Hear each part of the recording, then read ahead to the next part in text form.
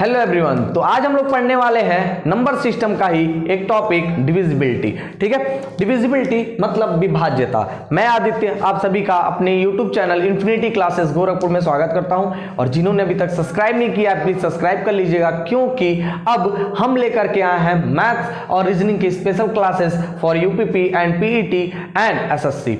देखिएगा जो भी टॉपिक्स हम कवर कराने वाले हैं सारे टॉपिक एसएससी में मिल जाएंगे एज इट इज जैसे भी पढ़ाया जाएगा, और यूपीपी में भी इंपॉर्टेंट होने वाला है, पीईटी में भी इंपॉर्टेंट होने वाला है। जैसा कि सबको पता होगा कि पीईटी का फॉर्म आ चुका है और यूपीपी का आने वाला है। और रही बात एसएससी की, तो एसएससी तो हर वक्त ही अपना एग्जाम कराते रहता है, अपना एक नया फॉर्म देते रहता है। ठीक है, तो चलिए आज की टॉपिक क्या है, विभाज्यता, डिविजिबिलिटी। समझेंगे डिविजिबिलिटी और विभाज्यता का मतलब क्या है। सबसे पहली बात तो ये आती है डिविजिबिलिटी यानी कि डिवाइड से बना हुआ है। ठीक है, यानी कि हमें पता करना है किसी भी संख्या के बारे में।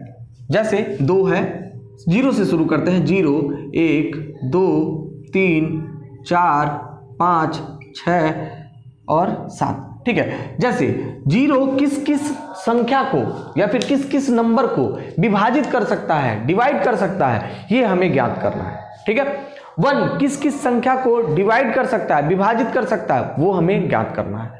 2 यानी कि 2 किस किस संख्या को पूर्णतः विभाजित कर सकता है यानी कि कंप्लीटली डिवाइड कर सकता है, ये हमें फाइंड आउट करना है। ठीक है, और 3 4 5 6 एज इट इज जो भी है उसके आगे देखते जाएंगे। मतलब ये है, इन द सेंस कहने का मतलब ये है कि कौन सी ऐसी संख्याएं होंगी जो 2 से कट जाएंगी, कौन सी ऐसी संख्याएं होंगी जो 3 से कट जाएंगी, कौन सी ऐसी संख्याएं होंगी जो 4 से कट जाएंगी, कौन सी संख्या जो 5 से 6 से 7 से कट जाएंगी। ठीक है, पूर्णतः कटने की बात की जा रही है, ना कि डेसिमल में या फिर फ्रैक्शन में, क्योंकि दशमलव में काटे तो कोई भी संख्या किसी भी काट सकते हैं और फ्रैक्शन में काटे तब भी काट सकते हैं हम। चलिए समझते हैं। तो सबसे पहला नंबर हमारे दिमाग में आता है 0। ठीक है, सबसे पहला नंबर हमारे दिमाग में क्या आता है, 0 यानी कि शून्य। अब 0 जब आता है दिमाग में तो सबसे पहली बात ये आती है कि 0 किस किस संख्या को विभाजित कर सकता है। जैसे मान लीजिए आपके पास लिखा हुआ है 5 और आपको इसे करना है 0 से विभाजित। लिखा कितना है 5 और इसको करना है आपको 0 से विभाजित। अब जरा सोचिए कि 0 5 को विभाजित कर सकता है क्या? कभी नहीं। पढ़े होंगे कि ये ऐसे कभी भी ऐसे जब भी आपको फ्रैक्शन मिले तो इसका मतलब ये हो जाता है कि इनफाइनाइट हो गया, यानी कि अपरिभाषित हो गया, यानी कि इसे ज्ञात ही नहीं किया जा सकता। नॉट डिफाइंड इंग्लिश में भी कहते हैं। ठीक है, यानी कि अगर 0 किसी भी संख्या को विभाजित करता है, किसी भी संख्या को, जैसे मान लीजिए कोई भी नेचुरल नंबर, कोई भी हमारे पास प्राकृतिक संख्या है और उसे 0 से विभाजित किया जा रहा है, तो याद रखिएगा कि हमेशा उसका आंसर नॉट डिफाइंड यानी कि अपरिभाषित आ जाएगा, जिसको हम लोग ऐसे कुछ इस प्रकार से डिनोट करते हैं। बात समझ में आई? बहुत सिंपल सा है, सिंपल सा कॉन्सेप्ट है कि 0 किसी भी संख्या को विभाजित नहीं कर सकता, और जबरदस्ती करेंगे भी तो उसका आंसर क्या आएगा, अपरिभाषित आएगा। ये याद रखना है आपको। ठीक है, अब देखिए, अब आती है बात 1 की, और सबको पता होगा कि 1 सारी संख्याओं को विभाजित करता है। कितनी बार में? एक बार में ही। ठीक है, यानी कि उतनी बार में ही जितनी बार में वो संख्या लिखी हुई। जैसे 5 लिखा हुआ है और इसे 1 से विभाजित किया जा रहा है, कितनी बार में घटेगा भाई? 5 बार में। ठीक है ना, यानी कि ऐसे ही अगर मान लीजिए कोई हमारे पास प्राकृतिक संख्या लिखी हुई है n मतलब कोई भी प्राकृतिक संख्या है हमारे पास जिसको 1 से विभाजित करना है, तो हमेशा क्या देगा वो? n ही आंसर देगा, यानी कि n ही मिलने वाला है। बात समझ में आई? बहुत सिंपल सा लॉजिक है, बहुत सिंपल सा कॉन्सेप्ट है। 0 से कभी भी किसी संख्या को विभाजित नहीं किया जा सकता है, और अगर आप चाहते हैं कि विभाजित हो या फिर करते हैं तो उसका जो आंसर होगा वो क्या हो जाएगा? नॉट डिफाइंड हो जाएगा। क्या हो जाएगा? Not defined. ठीक है, यानी कि हिंदी में कहेंगे अपरिभाषित हो जाएगा। अपरिभाषित, अपरिभाषित। अच्छा, एक बात आती है नेचुरल नंबर यानी कि प्राकृतिक संख्या किसे कहते हैं? प्राकृतिक संख्या किसे कहते हैं? प्राकृतिक संख्या किसे कहते हैं? प्राकृतिक संख्या वे संख्याएं होती हैं जो 1 से स्टार्ट होकर के 9 तक जाती हैं, कुछ लोग ऐसे कहते हैं। और कुछ लोगों का मानना है कि प्राकृतिक संख्या वे संख्याएं होती हैं जो काउंटिंग नंबर्स होते हैं, जब 1 2 3 4 5 6 7 8 9, ठीक है, जहां तक काउंट कर सकते हैं। ठीक है, तो प्राकृतिक संख्या वही कहलाती है। चलिए अब समझिएगा, 0 हो गया, 1 हो गया, अब कौन आ गया? अब हमारे पास आता है 2, और 2 के बारे में देखते हैं 2 क्या कहता है। ठीक है, अब देखिएगा जब भी 2 की बात करेंगे, 2 की जब भी बात करेंगे तो उनके मल्टीपल को भी उठा लाएंगे। 2 के मल्टीपल की मतलब ये हो गए, जैसे 2 है यहाँ, ठीक है, अब 2 के साथ साथ क्या आएगा, 2 आता है, 4 आता है, 8 आता है, और हमारे पास क्या मिलता है, 16 मिल जाएगा, ठीक है, यही तो इनके मल्टीपल है, ठीक है, 2 8 4 16, 2 8 4 16, ठीक है। अब समझिएगा कि जो 2 जैसे भी हम लोग 2 को चेक करेंगे वैसे 4 को चेक करेंगे, और जैसे 4 को चेक कर रहे हैं वैसे 8 को और 16 को, यानी कि इनका लॉजिक एक ही है। अब याद रखिएगा, ध्यान यही रखना हमें कि 4 में कितने 2 मिल रहे होंगे, 4 में कितने 2 मिल रहे होंगे, 2 2 2 मिलने का मतलब क्या कि 4 में कितने 2 ऐसे होंगे, मतलब कितने 2 मिल करके 4 बने होंगे, तो 2 2 मिल करके 4 बने होंगे। अच्छा 8 कैसे बना होगा, तब 8 कैसे बना होगा, 8 में 3 2 मिले रहे होंगे। 16 की बात की जाए ऐसे ही, तो 16 में कितने 2 मिलेंगे, 16 में कितने 2 मिलेंगे, 4 2 मिल जाएंगे।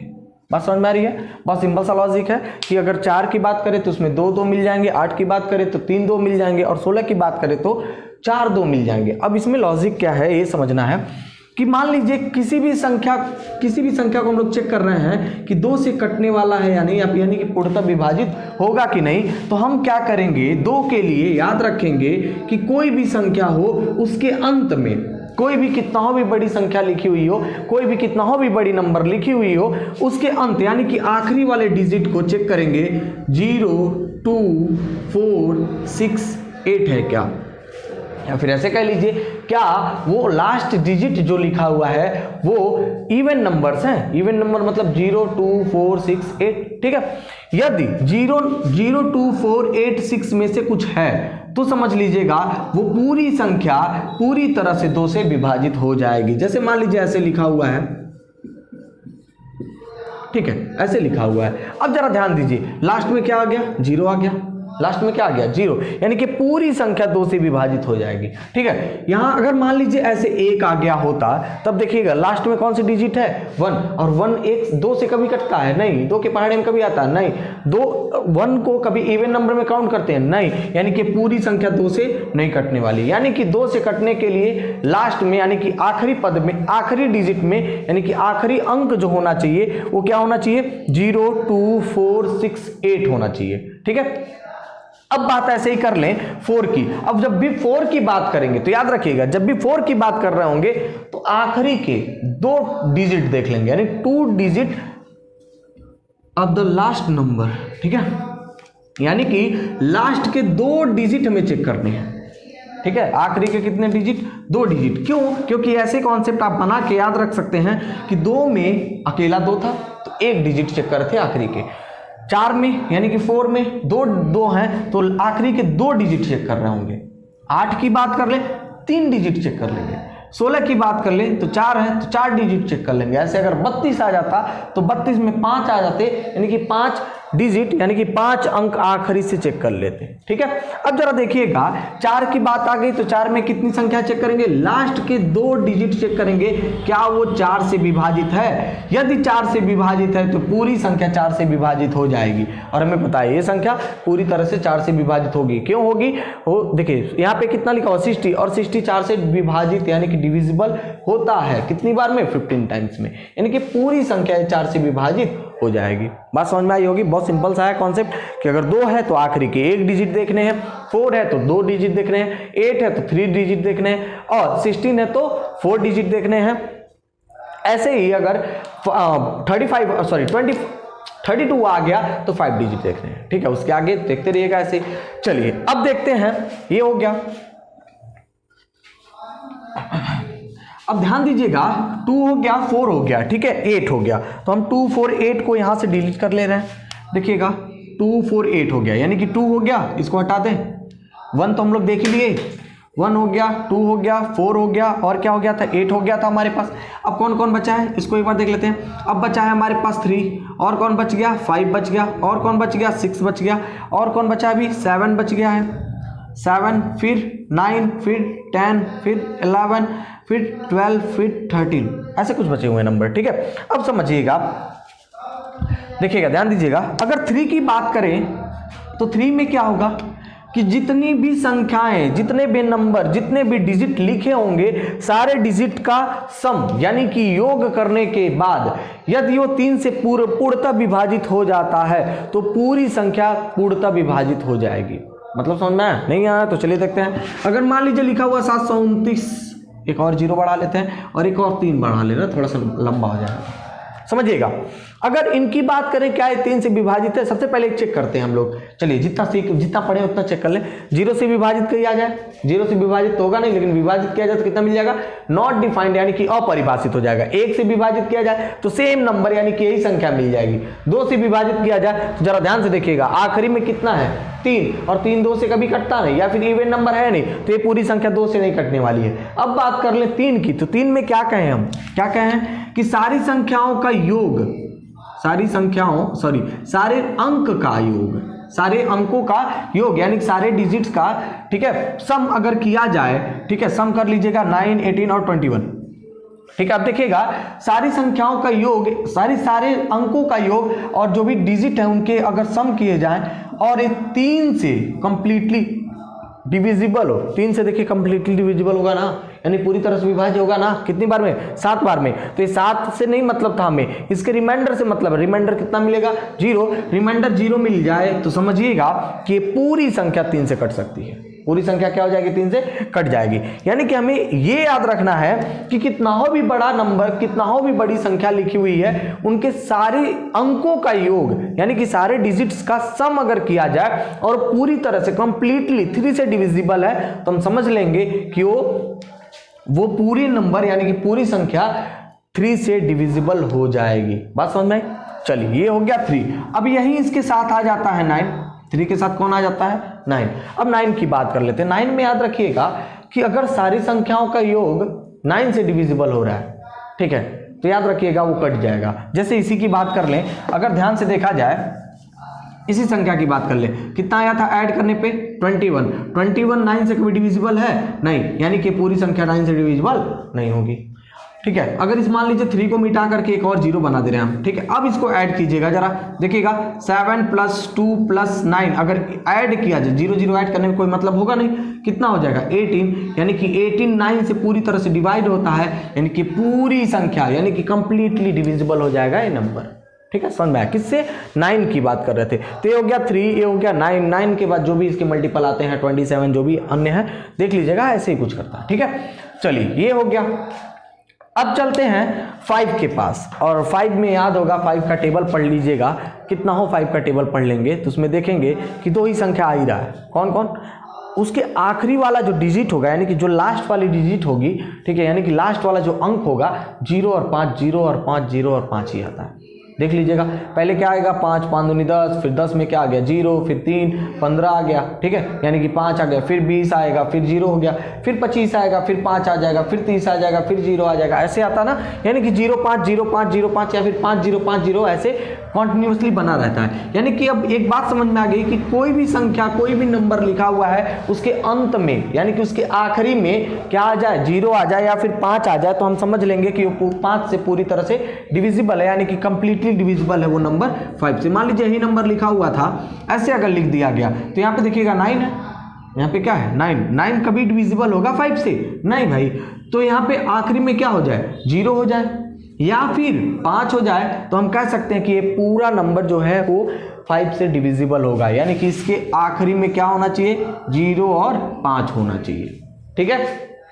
अब बात आती है 6 की, और जब 6 की बात आएगी तो याद रखिएगा ऐसी संख्या जो 2 और 3 दोनों से कट जाए, ऐसी संख्या जो 2 और 3 दोनों से कट जाए वो 6 से पूरी तरह से कंप्लीटली डिविजिबल होगा, यानी कि पूरी तरह से वो विभाज्य होगा, ठीक है, समझिएगा। यही संख्या है, अगर यहाँ मैं 2 लिख दूं, चेक कीजिए एक बार जरा ध्यान से, ये कितना हो गया? 2 हो गया, ठीक है, यानी कि 2 से कट रहा है कंफर्म, ठीक है। इनको सारे को ऐड किया जाए तो कितना मिल जाएंगे? 20, और 20 कभी 3 से कटता नहीं, यानी कि संख्या 6 से नहीं कटेगी। 2 से कट रही है, 3 से नहीं कट रही, 6 भी से नहीं कटेगी, यानी कि जो संख्या 3 2 दोनों से कट जाए, ऐसे नंबर, ठीक है, जो 2 और 3 से पूरी तरह से कंप्लीटली डिविजिबल हो, वही संख्याएं 6 से भी डिविजिबल होंगी। ये बात आपको याद रखनी है, ठीक है। चलिए समझते हैं फिर से। अगर मान लीजिए यहीं पे यहीं पे कुछ ऐसी संख्या लिख दी जाए जैसे 6 लिख दिया गया, ठीक है। अब ऐड कीजिएगा, अब कितना मिलेगा यहाँ पे देखिए, पहले सबसे पहली बात यहाँ आती है, यहाँ पे अगर सबसे पहले देखा जाए तो कितना मिल जाएगा हमें, 6 मिल गया, और 6 हमेशा 2 से डिविजिबल होता है, ठीक है। 6 मतलब 2 से डिविजिबल, ठीक है। सारी संख्याओं का योग किया जाए, ए हो जाएगा 18, ए हो जाएगा 24, पूरे मिलाने के बाद 24, और 24 हमेशा 3 से डिविजिबल होता है, यानी कि पूरी संख्या अब 6 से डिविजिबल हो जाएगी, ठीक है।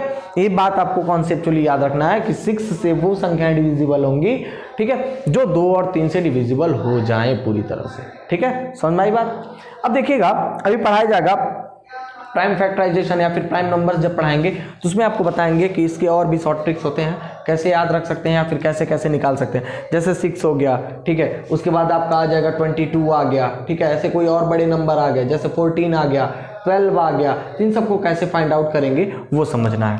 चलिए, ये हो गया, 6 हो गया, 5 हो गया, 3 हो गया, उसके आगे जितने भी थे सब हो गए हैं। अब बच गया 7, और 7 के लिए जरा याद रखिएगा कि 7 में कोई भी नंबर लिखा हुआ है, जैसे मान लीजिए 3 4 3 लिख दिया गया, ठीक है, 3 4 3।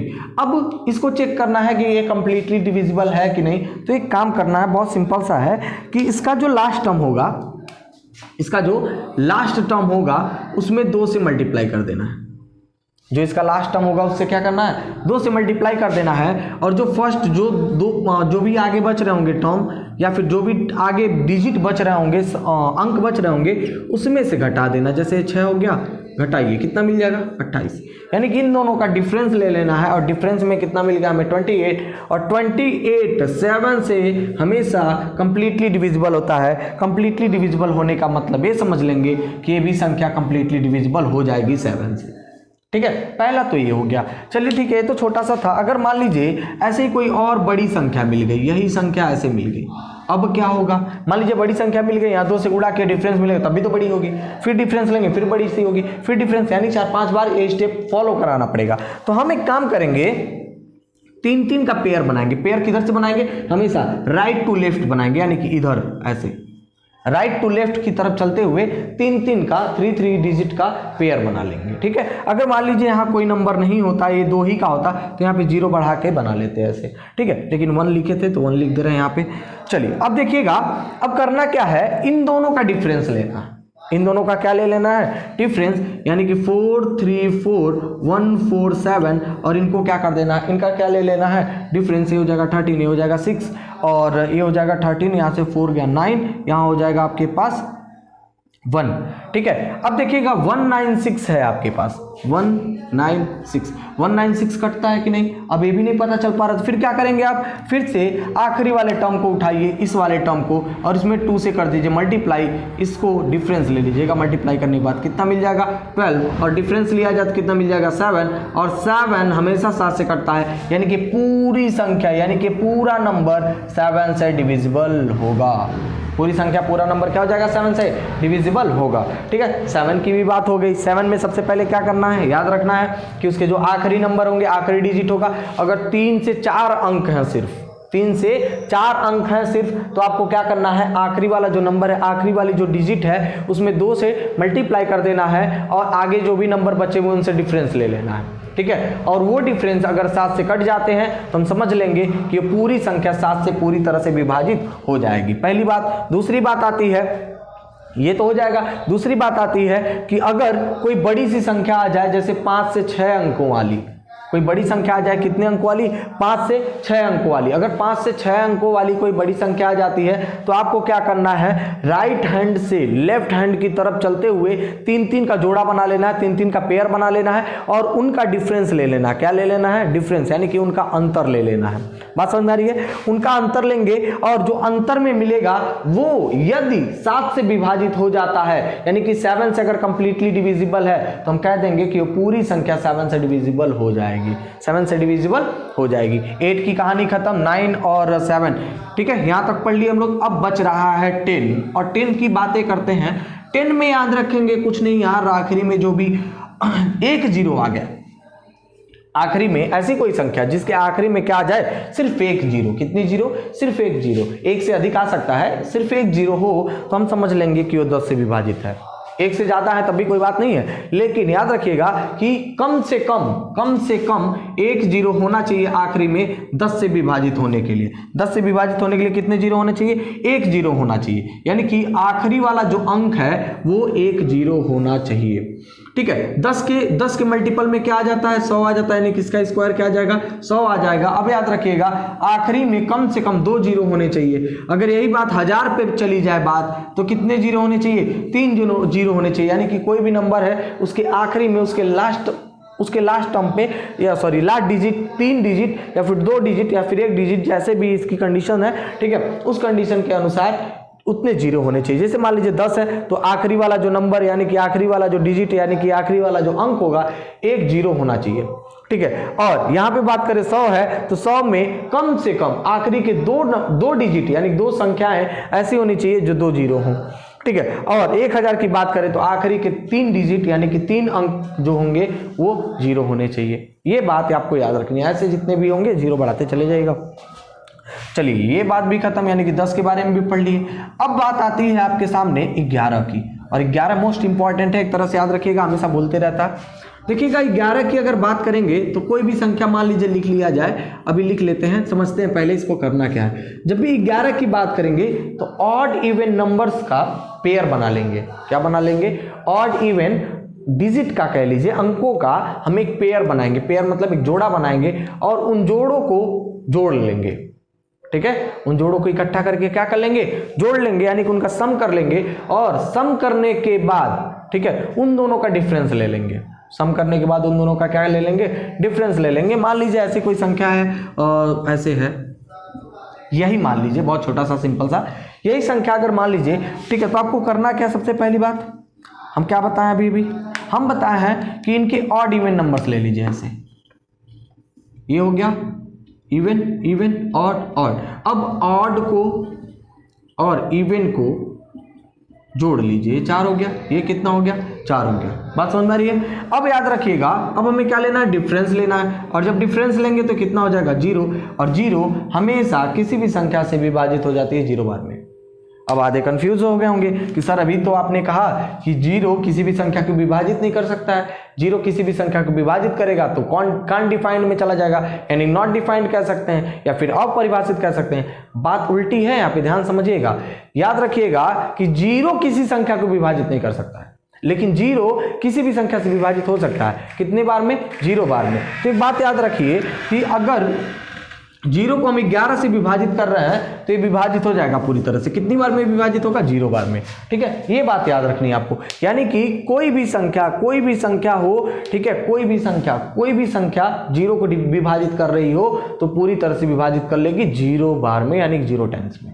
ठीक है, अगर वही बात उल्टी कर दी जाए, कोई भी संख्या हो और 0 उसको विभाजित कर रहा है, यानी 0 से उसे भाग करना है, यानी कि 0 उसको काट रहा है, कभी नहीं कट कर सकता है। और वहां पे डिविजिबिलिटी अगर लगाएंगे तो वहां पे आपका कान डिफाइंड यानी कि अपरिभाषित हो जाएगा वो। ठीक है, बात समझ में आई होगी। तो ये हो गया 11 का भी। ठीक है, अब 11 में भी थोड़ा सा और लंबा सा बड़ा सा कुछ ले लेते हैं। मान लीजिए ऐसे कोई संख्या आ गई 1 2 3 2 1 ऐसे आ गया। ठीक है, अब एक काम करेंगे, पेयर बना लेंगे खटाखट। ये हो गया ऐसे। ठीक है, अपने हिसाब से जैसे समझ में बना लीजिएगा। अब लिख लीजिएगा क्या हो गया? 1 3 1 एक पास आ गए, ऐड कर लिए 5 आ गया, 2 + 2 आ गया। ठीक है, इनको ऐड किए 4 आ गया। ठीक है, फिर इनका क्या ले लेना है? डिफरेंस ले लेना है, और 1 बच गया। और हमें पता है कि 1/11 कभी कटे वटेगा नहीं, मतलब यही आंसर हो जाएगा। और हम देख पा रहे हैं कि ये जब कट नहीं रहा, इसका रिमाइंडर जब 0 नहीं आ रहा है तो ये भी संख्या इससे विभाजित नहीं होगी। ये बात याद रखनी है आपको। ठीक है, यही चीज थोड़ा सा और बड़ा कर दिया जाए। मान लीजिए इसी नंबर को और थोड़ा सा बड़ा लिख लिया जाए। अगर यही नंबर थोड़ा और बड़ा लिखा जाए, समझिएगा, अगर इसी संख्या को थोड़ा सा और बड़ा कर लिया जाए, मान लीजिए लिखा गया 1 2 3 4 और 3 2 1, और फिर से इनको ऑड इवन निकाल लिए ऐसे, और इनको ऐड कर लिए 2 4 2। ठीक है, और क्या बच गया हमारे पास? 1 + 3 + 3 + 1 = इनको ऐड कर लीजिएगा, 8 आ जाएगा। इनको भी ऐड कर लीजिएगा, 8 आ जाएगा, और इनका डिफरेंस ले लेंगे तो 0 मिल जाएगा। और हमें पता है कि अभी भी बताया गया है कि 0 किसी भी संख्या से विभाजित हो सकती है, लेकिन 0 किसी भी संख्या को विभाजित नहीं कर सकती है। जीरो किसी भी संख्या से विभाजित हो सकती है, लेकिन जीरो किसी भी संख्या को विभाजित नहीं कर सकती है, ये बात याद रखिएगा। ठीक है, समझ में आया? तो 11 का भी हो गया। चलिए और आगे चलते हैं थोड़ा सा। अब समझिएगा, अब आएगी बात 12 की, और 12 में याद रखिएगा। अब देखिए ऐसे थोड़े से समझ लीजिए कि अगर ऐसे कोई नंबर आ जाए जो दो संख्याओं से कटते हों, 2 या 3 संख्याओं से कटते हों, जैसे मान लीजिए 12 का ही पकड़ लेते हैं, 12 को ही पकड़ लीजिए। 12 किससे किससे कटेगा? 2 से कट जाएगा, 3 से कट जाएगा, 4 से, 6 से, ठीक है, और खुद 12 से कटेगा, 1 से भी कट रहा होगा, ठीक है, तो 1 से मतलब नहीं रखना हमें। अब देखिएगा, हमें ऐसा 2 नंबर ढूंढना है, ऐसी 2 संख्याएं ढूंढनी है, याद रखिए, फिर से सुनिए, ऐसी 2 संख्याएं ढूंढनी है जो कैसी हो? सहअभाज्य हो, यानी कि जिनका HCF लिया जाए तो 1 आ जाए, जिसका HCF लिया जाए तो 1 आ जाए। अब देखिएगा 12 की अगर बात करेंगे तो 3 4, 12 की बात कर लें तो 3 4, इनका HCF लीजिएगा 1 आ जाएगा। ठीक है, अब देखिए मतलब समझ में आ गया होगा कि अब करना क्या है। मान लीजिए कोई भी संख्या है जो 12 से विभाजित होती है, जैसे मान लीजिए 144 है, तो आपको चेक करना क्या है कि 3 और 4 से विभाजित होना चाहिए। वो किससे किसी विभाजित होना चाहिए? 3 और 4 से विभाजित होना चाहिए। ऐसी संख्या जो 3 और 4 से विभाजित हो वो 12 से विभाजित हो जाएगी। ऐसी संख्या जो 3 और 4 से विभाजित हो 12 से विभाजित पूर्णतः हो जाएगी। तो समझिएगा, आखिरी के 2 पद हमें चेक करने थे। 4 के लिए चेक किया, 44 कट जाएगा ना, 11 चेक 44, ठीक है। और 3 के लिए क्या करना था? सारी संख्याओं का योग 9 आ रहा है, यानी कि भी कट जाएगा 3 से। यानी कि एक बात समझ में आ गई कि 144 क्या हो जाएगा? पूर्णतः विभाजित हो जाएगा, किससे? 12 से। ठीक है, ये बात समझ में आ गई। ये हो गया आपका 12। अब आती है बात 13 की। 12 में याद रखिएगा, 12 या फिर 14 या फिर 15, इनकी बात बता दें आपको।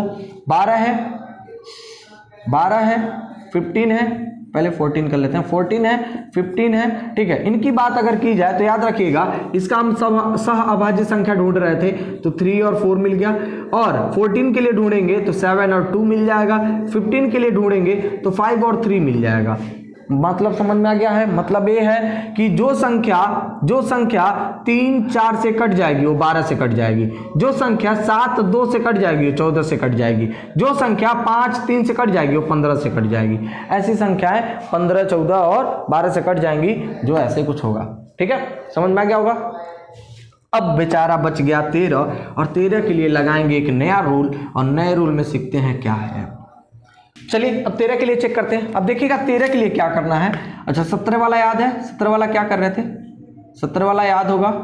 17 वाला क्या किया? सॉरी 17 कह रहे हैं, 7 के लिए याद होगा। 7 के लिए क्या कह रहे थे? 7 के लिए कह रहे थे कि आखिरी वाले टर्म में, आखिरी वाले पद में 2 से गुणा करा करके जो बची हुई संख्याएं हैं उनका अंतर ले लेंगे, उनसे क्या कर लेंगे? अंतर ले लेंगे, और वो अंतर, जो अंतर मिलेगा, यानी जो रिजल्टेंट हमें मिलेगा, जो मिल रहा होगा आंसर, ठीक है, उसको 7 से विभाजित करेंगे। यदि वो 7 से विभाजित हो गया तो हम समझ लेंगे कि पूरी संख्या जो होगी कंप्लीटली डिविजिबल होगी 7 से, यानी कि पूर्णतः विभाजित होगी वो 7 से। ठीक है, अब 13 के लिए क्या करना है? 13 के लिए जो भी संख्या आखिरी वाली होगी, जो आखिरी वाली संख्या होगी उसको क्या कर देना? 4 से गुणा कर देना। क्या कर देना है? 4 से गुणा कर देना है। मान लीजिए एक संख्या ले लेते हैं 819, और इसमें क्या कर ले रहे हैं हम? आखिरी वाले पद, आखिरी वाले अंक में 4 से गुणा कर देंगे। सामने क्या बच गया? 81, यहाँ पे कितना आ जाएगा? 36। अब याद रखिएगा, ये जो संख्याएं हैं इनका अंतर नहीं लेना है। ये जो भी संख्या आई है ना यहाँ, इनका अंतर नहीं, इनका योग करना है, और योग करने के बाद आपको मिल जाएगा 711, और इसको चेक करना है क्या ये 13 से डिविजिबल है, क्या ये 13 से डिविजिबल है। अगर 13 से डिविजिबल ये है तो ये भी संख्या पूर्णतः 13 से डिविजिबल हो जाएगी, और आपको दिख रहा होगा कि ये 13 से डिविजिबल है, यानी कि इसका रिमाइंडर 0 मिल रहा है, और जब 0 मिल रहा है तो ये संख्या पूर्णतः 13 से विभाजित हो जाएगी। एक और संख्या देख लेते हैं। मान लीजिए एक संख्या है 2457, और एक बात याद रखिए, इसके भी आखिरी वाले अंक को पकड़िएगा, और आखिरी वाले अंक में क्या कर देना है? आपको 4 से गुणा कर देना है, और जो सामने बची हुई संख्या है उनमें जोड़ देना है, यानी कि हो जाएगा 28, और जोड़ा जाए तो 8 5 13, 8 पाँच 13 और ये हो जाएगा आपको 7 और ये हो जाएगा 2। अब इसको चेक करना है क्या ये 13 से विभाजित है, और अगर नहीं चेक कर पा रहे तो फिर से वही चीज़ कंटिन्यू कीजिएगा। वैसे तो कट जा रहा दिख रहा होगा, 13 दूनी 26, 13 कम 13 कट तो जा रहा है, लेकिन अगर नहीं समझ में आएगा तो फिर से एक बार रिपीट करेंगे सेम प्रोसेस। ठीक है, ये कितना हो जाएगा 27 प्लस इसको गुणा कर लेंगे तो हो जाएगा 12 और इनको ऐड कर लिया जाए तो आपको दिख रहा होगा हो जाएगा 39, और 39 हमेशा 13 से डिविजिबल होता है 3 टाइम्स में, यानी कि 3 बार में। ठीक है, 13 का भी समझ में आ गया होगा। अब 13 वाले में एक और प्रोसेस है। एक और प्रोसेस कहने का मतलब है कि आपको याद रखना है कि अगर 3 और 4 से अधिक संख्याएं हो गई, मतलब 3 और 4 से अधिक अंक हो गए और 13 से आपको विभाजित करना है। क्या हो गया? 13 से आपको विभाजित करना। मान लीजिए कोई भी संख्या है, जैसे यही संख्याएं थी, दोनों को मिला दे रहे हैं हम, 8, 19 और 24 और 57 लिखा हुआ था ना ऐसे। ठीक है, अगर इन्हीं को मिला दिया जाए, अब कितने अंक दिख रहे होंगे आपको? 7 अंक दिख रहे हैं, यानी 7 डिजिट दिख रहे हैं। अब जब 7 डिजिट हो गया तो आपको करना क्या है? पेयरिंग कर लेना है ऐसे। क्या कर लेना है? पेयरिंग कर लेना है। पेयर बन गया। ठीक है, अब पेयर बनने के बाद जैसे 7 वाला किए थे बिल्कुल ऐसे 7 कर रहे थे। अब पेयर करने के बाद, पेयर बनाने के बाद जो भी ऑड इवन पेयर बन जाते हैं उनको जोड़ लेते हैं एक साथ। जैसे 4, 7, 4, 5, 7 और 8, इनको क्या कर लेंगे? जोड़ लेंगे। ये हो जाएगा 6, 5, 4 और फिर जो बचा हुआ पेयर है एक, उसमें से अंतर लेते थे। याद है ना, 2 ऐसे पेयर बनते थे, दोनों का अंतर लेते थे। लेकिन यहाँ पे देख रहे हैं हम लोग 1, 2, 3 पेयर बन रहा है। यहाँ 2 जीरो बढ़ा लीजिएगा, 3 पेयर बन रहा ना। अब जब 3 पेयर बन गया तो ऑड वाला ऑड से, अगर मान लीजिए और भी बनता तो इवन वाला इवन से जुड़ जाता, फिर डिफरेंस लेते। लेकिन यहाँ पे ऑड ऑड है, यानी कि इसको हम इससे जोड़ लेंगे और फिर इससे डिफरेंस लेंगे, यानी कि आ गया आपके पास इतना। अब इसको घटा देना है कितने से? 192 से। ठीक है, ये मिल जाएगा आपके पास 3 और ये हो जाएगा आपके पास 7, ये हो जाएगा आपके पास 2, ये मिल गया आपके पास 273। 273 हमेशा 13 से कटता है, लेकिन फिर भी ना समझ में आया तो फिर वही काम कीजिएगा, रिपीट क्या करना है? 3 अंक आ गए, 3 संख्याएं आ गई, 3 डिजिट आ गए। ठीक है, अब 3 अंक जब आ जाएंगे तो फिर से क्या कर देंगे? 4 से गुणा कर देंगे। ठीक है, जो आगे सामने वाली संख्या बची हुई है उसमें क्या कर लेंगे? इनको जोड़ लेंगे और हम देख रहे हैं कि 39 आ गया, और 39 हमेशा कट जाता है 13 से। ठीक है, बात समझ में आई? तो 13 हो गया, 14 हो गया, 15 हो गया, ऐसी जितनी भी संख्याएं हैं काटते रहेगा, समझते रहेगा। चलिए अब थोड़ी सी और बातें समझ लेते हैं। विभाज्यता में ही कुछ बातें और हैं जो इंपॉर्टेंट है, बेहद इंपॉर्टेंट है। इंपॉर्टेंट नहीं, बेहद इंपॉर्टेंट है। सबसे पहले थोड़ा सा जान लेते हैं प्राइम नंबर्स के बारे में। प्राइम नंबर्स नहीं, कंपोजिट नंबर। कंपोजिट नंबर्स के बारे में थोड़ा सा जान लेते हैं। अब देखिएगा, जब भी कंपोजिट नंबर की बात आएगी, कंपोजिट नंबर मतलब समझ पा रहे होंगे कौन सी संख्या है? भाज्य संख्या है। कौन सी संख्या है? भाज्य संख्याएं। भाज्य संख्याएं। ठीक है, भाज्य संख्या। अब जरा समझिएगा, भाज्य संख्या कौन सी संख्या होती हैं? भाज्य संख्या वे संख्याएं होती हैं जो किसी भी संख्या से विभाज्य हो रही हो। ठीक है, यानी कि भाज्य संख्या वे संख्याएं होती हैं, याद रखिएगा लॉजिकली। और इसको अगर बाय डेफिनेशन याद रखना है तो याद रखिएगा कि भाज्य संख्या वे संख्याएं होती हैं जिनके 2 से अधिक, कितने से अधिक? 2 से अधिक फैक्टर मिले, 2 से अधिक खंड मिले, 2 से अधिक गुणनखंड मिले। मतलब ये देखिएगा, अगर 4 की बात करें तो 4 किससे किससे कटेगा? 1 फिर 2 फिर 2, कितने हो गए? 3 हो गए। ठीक है, 2 से अधिक हो गया। ठीक है, यानी कि ये कंपोजिट नंबर हो गया। अब देखिएगा कंपोजिट नंबर में कौन कौन सी संख्याओं को हमें चेक करना है। जैसे मान लीजिए 6 आ गया, ठीक है, 12 आ गया, और मान लीजिए 14 आ गया, मान लीजिए 15 आ गया, मान लीजिए ऐसे 18 आ गया। ठीक है, ऐसे डॉट डॉट डॉट समझ लीजिएगा। अब देखिए 6 के बारे में अभी भी बताएं हम। 6 को ऐसे 2 खंडों में तोड़ना हो जिसकी सहअभाज्य क्या हो जाए? सहअभाज्य संख्या में तोड़ना है, सॉरी, सहअभाज्य संख्याओं में इन्हें तोड़ देना है। मतलब ये कि इनका HCF 1 आना चाहिए। 2 ऐसी संख्याएं ढूंढनी है जिनका मल्टीपल यानी कि मल्टीप्लाई 6 हो जाए, लेकिन उसका HCF कितना होना चाहिए? 1 होना चाहिए। अब जरा 6 के बारे में सोचिए तो एक बार, 6 किससे किससे कटेगा? 2 से 3 से। अब 3 और 2 का डिफरेंस लिया, सॉरी HCF लिया जाए तो कितना मिल जाएगा, 1 मिल जाएगा। अब अगर 12 के बारे में सोच रहे हैं तो 3 4 इनका HCF 1 मिल जाएगा। इसके बारे में सोच लीजिए 7 2 इनका HCF 1 मिल जाएगा। 15 के बारे में सोच लीजिए 5 3 इनका HCF 1 मिल जाएगा। 18 के बारे में सोच लीजिए 9 2 इनका HCF 1 मिल जाएगा। ये बात अगर याद है आपको, ये बात अगर बिल्कुल कॉन्सेप्चुअली समझ पा रहे होंगे तो याद रखिएगा कि 6 की जब भी बारी आएगी तो आप 2 और 3 से चेक कर लेंगे। अगर 2 और 3 से पूरी तरह से संख्या कट रही है तो कट जाएगी, ठीक है। 12 की बात आएगी तो 3 और 4 से अगर कट रही है तो 12 से भी कट जाएगी। 14 की बात आएगी 7 और 2 से कट जाएगी तो पूरी तरह से कट जाएगी। 15 की बात आएगी तो 5 और 3 से अगर कट जाएगी तो पूरी तरह से कट जाएगी। 18 की बात आएगी तो 9 और 2 से कट जाएगी, पूरी तरह से कट जाएगी। ऐसे ही मान लीजिए 21 आ गया, 21 किससे किससे कट जाए तो कट जाएगा 7 और 3 से। 7 और 3 से अगर कट जाएगा तो 21 से भी वो कट जाएगी पूरी संख्या, ठीक है। ये बात समझ में आई। ये हो गया आपका एक और रूल। चलिए एक और रूल जान लेते हैं जो कंबाइंड डिविजिबिलिटी रूल इसको कहते हैं। अब याद रखिएगा कंबाइंड डिविजिबिलिटी रूल से बहुत सारे क्वेश्चन पूछे जाते हैं। कंबाइंड डिविजिबिलिटी रूल से बहुत सारे क्वेश्चन पूछे जाते हैं। और एक बात बता दें, हम आपको एसएससी का फेवरेट क्वेश्चन कह सकते हैं कि इससे उठता है कंबाइंड डिविजिबिलिटी रूल से। और कंबाइंड डिविजिबिलिटी रूल में एक बात याद रखिएगा कि बहुत सिंपल सा है। एक बार अगर समझ गए आप कंबाइंड डिविजिबिलिटी रूल और क्या रूल कर रहा है, कैसे कर रहा है, तो आप पूरी तरह से उस क्वेश्चंस को सॉल्व कर ले जाओगे। उन क्वेश्चंस को बिल्कुल आसान हो जाता है सॉल्व करना। अब जरा समझ लेते हैं। देखिएगा रूल क्या कहता है कि अगर 7 11 13 का मल्टीप्लाई किया जाए तो ये मिलता है आपको 1001। 7 11 13 का मल्टीप्लाई किया जाए तो ये आपको मिल जाता है 1001। यानी कि कोई भी 1001 हमेशा 7 11 13 से पूरी तरह से कंप्लीटली डिविजिबल होगा। मतलब समझ में आया? मतलब ये है कि 1001 7 11 13 से हमेशा पूरी तरह से पूर्णतः कंप्लीटली डिविजिबल होगा, ठीक है। ये बात याद रखिएगा, यानी कि विभाज्य होगा, कट जाएगा। चलिए अब थोड़ी सी और लॉजिकली कुछ बातें समझ लेते हैं। मान लेते हैं 1001 लिखा हुआ है और इसी में हम ABC से गुणा करा दिए। 1001 लिखा था, ABC से गुणा करा दिए। अब जब गुणा कराएंगे तो ABC 2 बार आ जाएगा। ABC 2 बार आ गया। गुणा करके देखिएगा ABC कितनी बार आ जाएगा, 2 बार आ जाएगा, ठीक है। नहीं समझ में आ रहा, चलिए समझाते हैं आपको। देखिएगा ऐसे तो गुणा करते हैं, 1 2 3 गुणा किए, 3 0 3 0 0 3 0 0 3। फिर 2 की बात करेंगे तो यहाँ आ जाएगा आपके पास 2, फिर यहाँ पे 0 फिर 0 फिर 2, फिर यहाँ पे आ जाएगा 1 फिर 0 फिर 0 फिर 1। अब जोड़िएगा 3 2 1 3 2 1, ठीक है। यानी कि ABC 2 बार रिपीट कर गए। यानी कि ये बात समझ में आ गई हमें कि यदि कोई 3 अंकीय संख्या, यदि कोई 3 डिजिट नंबर हम क्या कर दें, मल्टीप्लाई करा दे 1001 से, और वो क्या हो जाए तो 1001 से तो क्या हो जाएगा, वो दोबारा, ठीक है, दोबारा रिपीट करके 6 अंक की संख्या बन जाएगी, यानी कि 6 डिजिट नंबर बन जाएगा, ठीक है।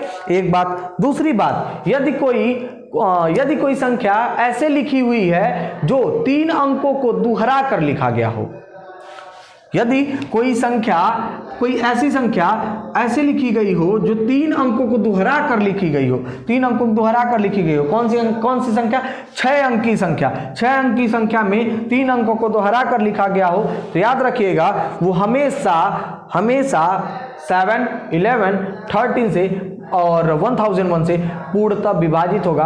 और उसके साथ ही साथ जो भी संख्या यहाँ से फिर से रिपीट कर रही होगी उससे भी विभाजित होगा। मतलब ये समझिए कि ये संख्या आप किससे विभाजित हो जाएगा, 7 से 11 से 13 से 1001 से और ABC से, ठीक है। अगर मान लीजिए इसकी बात कर लें तो ये किससे विभाजित होगा, 7 से 11 से 1001 से और 1 2 3 से। मतलब ये याद रखेंगे अब हम कि 3 अंकीय संख्या को यदि दोहरा कर 6 अंक की संख्या बना दी गई है तो वे हमेशा पूर्णतः 7 11 13 1001 से विभाजित होंगे, ठीक है। बात समझ में आई? मतलब फिर से सुनिए, फिर से मतलब इसका यह है कि 3 अंकीय संख्या को यदि 3 अंकीय संख्या को दोहरा कर 6 अंक की संख्या बना दी गई है, ठीक है, यदि 3 अंक की संख्या को दोहरा कर 6 अंक की संख्या बना दी गई है तो वे पूर्णतः 7 11 13 1001 से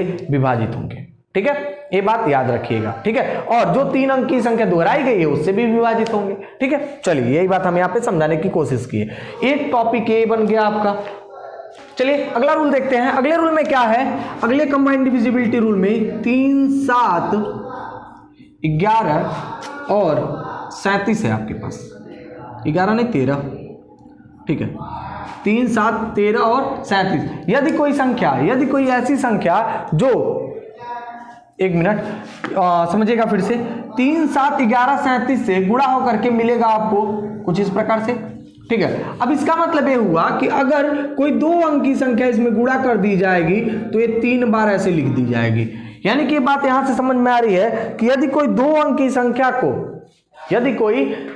संख्या को तिबारा या फिर तिहरा करके 6 अंक की संख्या बना दी जाए, यदि कोई 2 अंक की संख्या तिहरा कर या फिर 3 बार लिख करके क्या कर दी जाए, 6 अंक की संख्या बना दी जाए, तो सदैव 7, 3 और 13 और 37 और 10,101 से पूर्णतः विभाजित होगी। ठीक है ना, ये बात समझ में आई। फिर से सुनिए, 3, 7, 13, 37 और 10,101 से पूर्णतः विभाजित होगी कैसी संख्या, जो 3 बार तिहरा कर लिख दी गई होगी। कौन सी, 2 अंक की संख्या। जैसे अब यही समझ लीजिए, फिर से एक बार ना समझ में आ रहा तो मान लीजिए 23 लिखा हुआ है, गुणा कीजिएगा, 3 का गुणा कर दिए इसमें तो हो जाएगा 3, 0, 3, 0, 3। ठीक है, 2 का गुणा कर दिए तो 2, 0, फिर 2, फिर 0, फिर 2। ठीक है, अब देखिए 2, 3, फिर यहाँ पे 3, 2, फिर यहाँ पे 3, 2, ऐसे कुछ मिलेगा। ठीक है, मिल रहा होगा ना। तो ऐसी 2 अंक की संख्या जिसे तिबारा या फिर तिहरा करके, ठीक है, 3 बार ऐसे तिबारा या फिर तिहरा करके 6 अंक की संख्या बना दी जाए तो सदैव 3, 7, 13, 37 और 10,101 से विभाजित होगी पूर्णतः। बात समझ में आई। कंप्लीटली डिविजिबल होगा 3, 7, 13, 37 और 10,101 से। ठीक है, चलिए ये बात, ये कॉन्सेप्ट, अब इन दोनों कॉन्सेप्ट्स को आपको बिल्कुल एकदम अच्छे से याद रखना है। ठीक है, चलिए तो अब पढ़ते हैं थोड़ा सा अगले लेक्चर में, और अगले लेक्चर में हम लोग इससे रिलेटेड जो भी हम लोग पढ़े हैं आज, इनसे रिलेटेड क्वेश्चंस को सॉल्व करेंगे, क्योंकि बिना क्वेश्चंस के तो ये सब अधूरे हैं। ठीक है, क्वेश्चन सॉल्व करेंगे, देखेंगे क्वेश्चंस इससे रिलेटेड कैसे क्वेश्चंस पूछे जाते हैं। ठीक है, तो thank you for watching this video and please subscribe our channel, those who have not subscribed it, thanks.